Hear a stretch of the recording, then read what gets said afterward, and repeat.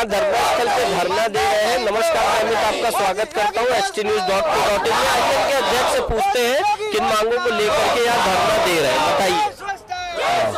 को लेके यहाँ पे धरने हमारे बंद करो। एक मिनट, हाँ, किन जो आपकी मांगे हैं, किन मांगों को लेके धरने पे बैठे?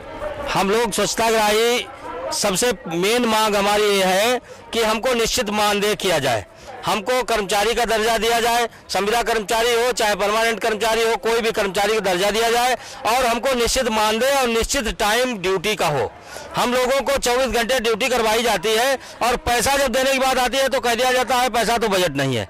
तो हम लोग जो है 11 सूत्री मांग पत्र हमने सौंपा है, जो हमारा ज्ञापन गया है उसमें 11 सूत्री मांग पत्र में जो हमारा पुराना काम है, पुराना काम हमने किया है, उसमें जो पैसा हमारा बनता है, चाहे वो प्रोत्साहन राशि के रूप में ही देने की बात है, वो पूरा पैसा एक मुश्त भुगतान किया जाए। सभी पूरे प्रदेश के स्वच्छताग्राहियों के साथ अन्याय हो रहा है।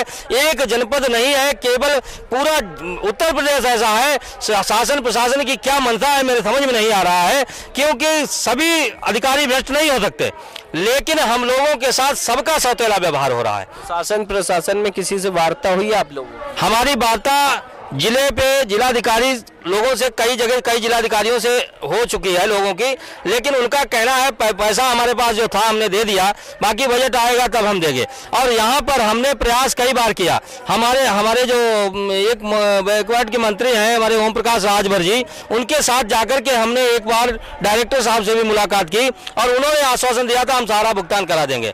2-3 जिले का भुगतान उन्होंने कराया कुछ और उसके बाद कोई भुगतान नहीं हुआ।